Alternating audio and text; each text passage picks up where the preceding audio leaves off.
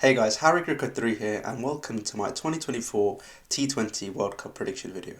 So this year's tournament is actually a little bit different. We've got 20 teams who've been allocated into 4 groups of 5. Now within each group, each team will play each other once in a round robin style format, and then the top 2 teams in each group go through to the next round, which is called the Super 8s. Now within the Super 8s there will be 2 groups of 4, and once again in each group each team will play each other once, and the top 2 teams go through to the semi-finals, where first in Group 1 will play second in Group 2, and the first place team in Group 2 will play the second place team in Group 1. Semi-finals are then conducted, and then 2 teams reach the final, and as expected, 1 team is crowned the winner of the World Cup. So by following that format, let's see who I think will win this year's World Cup. Now starting off in Group A, we have one of the hosts, USA, as well as Canada, Ireland, India and Pakistan.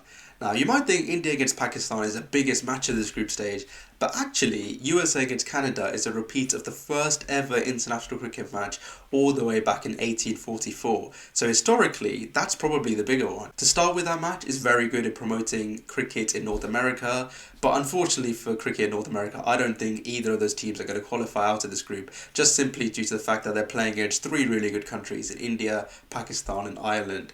The opening match really will determine who finishes last, I think, and I think USA will just about edge it based on the fact that it's a home for them, and also the fact that they've actually done well in recent months in beating Bangladesh in a few matches, and Bangladesh are a big cricketing country, so to do that is no mean feat at all. So I think USA will finish 4th and we'll have Canada in 5th. Now out of the top 3 countries, Ireland have shown that they've got something over the last few tournaments. However, I think this is just slightly too strong for them with India and Pakistan in the group. If they were in a different group, I would probably back them a little bit more. They've got some good players. They've got Paul Sterling, they've got Josh Little, Mark Adair, and their team is getting stronger over the years. And I think it's a really good way in the growth of Irish cricket for the next few years if they do well in this group. And I think their best shot is really that Pakistan match, because Pakistan have shown over the last few tournaments that they can be a little bit shaky in the group stages. So if they beat Pakistan, I think they can go through, but I just don't think they will. I think Ireland will finish 3rd place. Now really it's between the top 2, India and Pakistan. That match on June the 9th, I think will decide who finishes top in this group.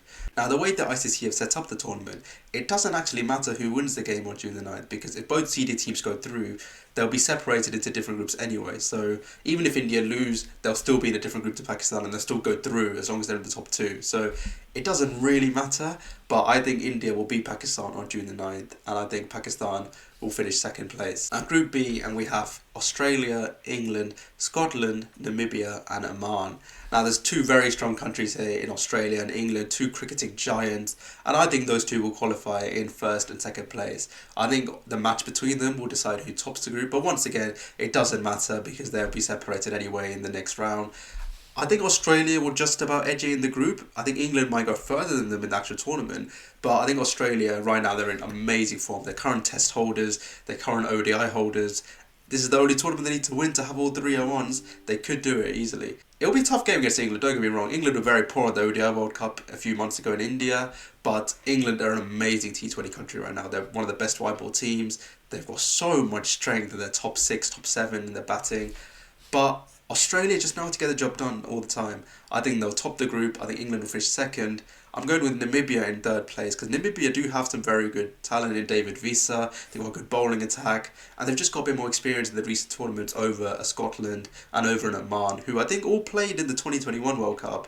But I think Namibia will finish 3rd ahead of those 2. Now Group C is a really intriguing group. We have the other hosts, West Indies, as well as New Zealand, Uganda, Papua New Guinea and Afghanistan. Now straight away we've got 2 lesser known nations in international cricket in Uganda and Papua New Guinea, and I think both of them will unfortunately not qualify out of this group stage. Uganda, massive congratulations to them for qualifying because they defeated Zimbabwe to get here, and Zimbabwe have shown over the last few years they can be a good international cricket team. So well done to Uganda, and I think that spirit will carry them a little bit in this tournament, and I think they will defeat Papua New Guinea. Even though Papua New Guinea have played in the previous tournament, Uganda, I'm going with the spirit to defeat the experience here, and Uganda to finish 4th and Papua New Guinea to finish 5th. Now this leaves the top 3, Afghanistan, New Zealand and West Indies. All 3 of them have played in a lot of international tournaments over the last 10 years or so.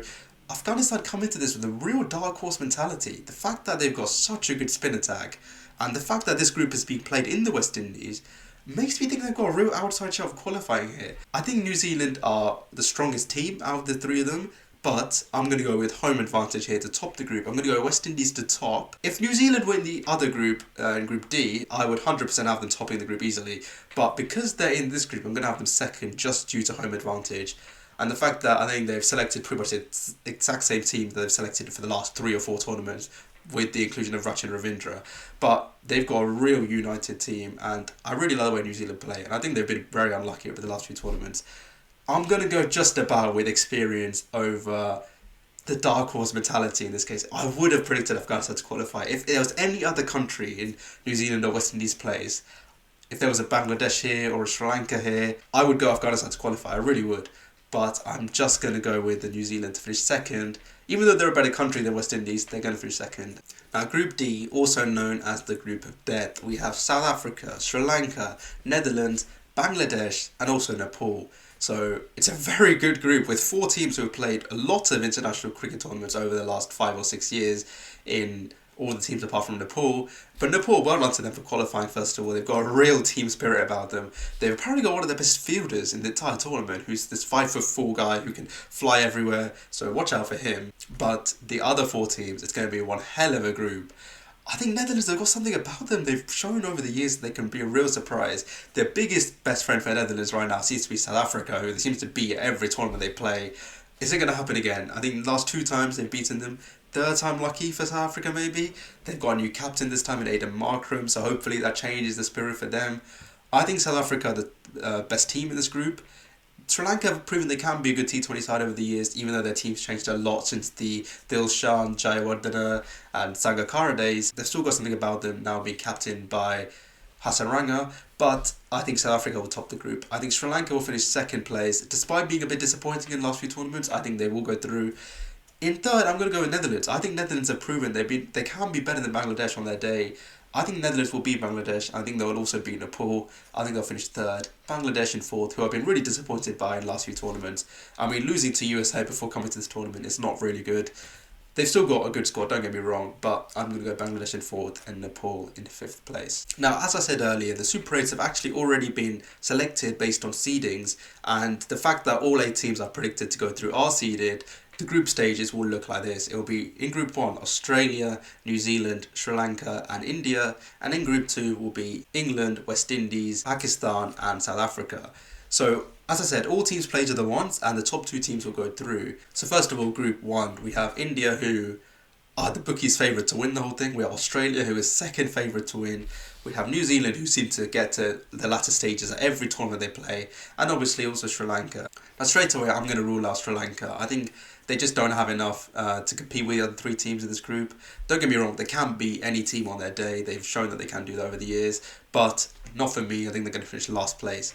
Now between the other 3 countries, India, Australia and New Zealand, it's a real toss of a coin. I just don't think I can write off New Zealand ever. They seem to always do well at ICC tournaments, and they've been very unlucky in not winning a single one over the last 5 or 6 years, where they've had such a strong team and they pick the same squad pretty much every tournament and they come so close every time. So I think New Zealand have to be my top 2 just based on the experience. You could argue that maybe it's one tournament too many for a lot of these players, but led by Kane Williamson, he's an outstanding leader, he's a very good tactician. They've got a very good spin attack in Mitchell Sandner, who's apparently got an exceptional record in the West Indies, as well as Sodhi, and now Rachin Ravindra is bowling for them as well. They've got a really good team, New Zealand, and I think they will qualify in the top 2. Now, really, it's between India and Australia for me. Who's going to finish in that second place? I think India, they're the bookies' favourite for a reason. They've got one hell of a team. Australia, don't get me wrong, they're absolute giants of cricket. Winning this would put a real mark, I think, on the history of cricket if they had all 3 titles at once. Do I think they'll qualify over India, though? That's the question. It depends on the conditions of West Indies, really. It's more suited to spinners. Now, Australia, I think, have a better spinner than all of India do in Adam Zampa, who seems to perform at every tournament he plays recently. But India deliberately selected a lot of spinners in their team just because they think that they're going to easily get to the group stage and they need spinners in the West Indies. They've got Chahal, they've got Jadeja, they've got Akshar Patel, and they've also got Kuldeep Yadav. So they've gone very spin heavy. The thing is, what will win? Will it be the spin attack of India or will it be the power batting of Australia? One thing I think India do not have is finishers. We've only got Shivam Dube, who's proven he can do it in the IPL, but can he do it on the international stage? I'm not too sure yet. I haven't seen it too much. I hope he can because I'm a CSK fan and I've seen him do it exceptionally for us. And I think he deserves this chance. We have got a lot of power, don't get me wrong. It's just the back end of the innings I'm worried about. Whereas Australia, I think they stand up when it goes tough for them. We saw it in the World Cup final when Travis Head stood up for his country alongside Marnus Labuschagne. Can they do it again in the T20 World Cup? I'm going to just go with India though, I think. I think India will finish second. I'm going to go Australia to finish third. Just because I think Sri Lanka are more likely to be Australian than they are to be in India or New Zealand. Even though I think Australia probably, if they were in the other group, I'd easily have them qualifying. But they're in this group, and I think New Zealand, they always seem to get through. So even though bookies have it down as India, Australia qualifying, I'm going to have New Zealand in first place and India in second place, which means Australia, I do not think will make the semi-finals. Now the other group, we've got England, West Indies, South Africa and Pakistan. Starting off with England, very strong team, very strong white ball nation, very disappointing in the recent World Cup obviously, but they are the current holders of the T20 World Cup. They've shown that they can do it. They did it in Australia. Can they do it in the West Indies? It's a little bit trickier, you need more spin. The bowling attack is probably not as strong as maybe a South Africa's or even a Pakistan, you could argue. But they've got one hell of a batting unit, and batting can win matches. But bowling usually wins tournaments. I think England just don't have enough in the bowling department. It's in West Indies, and England did win the last World Cup that was in the West Indies back in 2010. So history kind of favours England here. But I'm just going to rule them out just because I think Pakistan have got real star power in Shaheen Shah Afridi, Nazim Shah, and they've got very good spinners in their team as well. And obviously Babar Azam and Rizwan as two powerful batsmen. So even though England's batting is a lot better than Pakistan's, you could argue it's a lot better than South Africa's. I'm going to go England just to finish in third place, I think, which is unlucky for them, but I just don't think they're going to qualify. Now, West Indies, I love West Indies, don't get me wrong, but it's not the West Indies team of the 2010s. There's no more Darren Sammy. Even though he's coaching them, he's not on the pitch leading them. They've got completely fresh faces coming in. There's no more guys like Chris Gayle, Sunil Narine, Dwayne Bravo, guys who have been really massive for West Indian cricket in the 2010s. None of them are playing anymore, which is a shame. Andre Russell, I think, is the only guy who's in the last World Cup winning squad of 2016, but is that going to be enough for them? Don't get me wrong, they got a lot of talented players. I just don't think they're good enough. It is at home for them, that's the big advantage, but I don't think they'll qualify. I think they'll finish in last place. They could be England, don't get me wrong, and finish third, but I think it'll be West Indies last, England third, which leaves the last two in South Africa and Pakistan. Who do I think will top the group? Really, it's that one-off game. Whoever wins that game between South Africa and Pakistan, and also maybe how well they do against England, will top the group. I'm going to go South Africa to top the group and Pakistan to finish second, just because I think South Africa, I've got something about them in cricket recently. They always seem to bottle it, I know, but I really back them this tournament. I think their batting seems to just shine right now. They got Tristan Stubbs, Klaasen, Markram, and Markram's captaining them, and he's got a very good record as a captain in T20 cricket. I think he's won with the Sunrisers Cape Town 2 years in a row in IPL, which is very impressive. And he leads the team well, I think. I think that new leadership is going to be useful for them. They've got a good bowling attack, Rabada, Nortje. I think leaving Ngidi behind is a small mistake, don't get me wrong, but they've got good spinners in Maharaj and Shamsi. They've proven they can be a very good side in international cricket. It's just about that bottling mentality. Can they not bottle it for a tournament? Let's see if they do it. But I'm going to go South Africa first. I'm going to go Pakistan second place, which leaves my semi-finals to be South Africa against India and New Zealand against Pakistan. Now, New Zealand against Pakistan seems to be a common match happening at recent tournaments, but Pakistan seem to have New Zealand's number in a few matches. They beat them at the 2020 World Group stage, in the 2022 semi-final, and now they meet in the semi-final again in my predictions. And this time, I think New Zealand will edge Pakistan. I think third time lucky. New Zealand, they need to get to a final again. Come on. They've been so unlucky the last few years. I'm going to back luck to go their way. They've got enough firepower in their team. Pakistan have got strength, don't get me wrong. But New Zealand are a much better fielding side than Pakistan. They're probably an equal batting side. Bowling attack-wise, they've got Trent Bolt, they've got Matt Henry, they've got Sadna, they've got Sodhi. Pakistan have Nazim Shah and Shaheen, who are the big star bowlers for them. I'm going to go New Zealand to edge Pakistan. I think New Zealand will reach the final. And on the other side, we have got South Africa against India. Now, India is my country. South Africa are a country who've done very well over the years, but they always seem to bottle it for some reason. I think once again, they're going to bottle it, unfortunately. Semi-finals for South Africa would be a good achievement, don't get me wrong. But considering they've run to the final, you could argue they've got a comfortable run to the final compared to a New Zealand or an Australia or an India. I think South Africa will lose to India, unfortunately, and I think India will reach the final just because we did well at the ODI World Cup. I think Even though I don't back India at all, I'm going to back us to reach the final. So the final I have is India against New Zealand. This is a match which we've seen loads of times over the recent years. Now, India lost to New Zealand at the 2019 ODI World Cup, then we lost to them in the 2021 T20 World Cup, and then we beat them twice in both the group stage and the semi-final of the ODI World Cup, which was held in India just last autumn. But do I think we can do it again in the final? I don't think so. I think India are always struggling against New Zealand.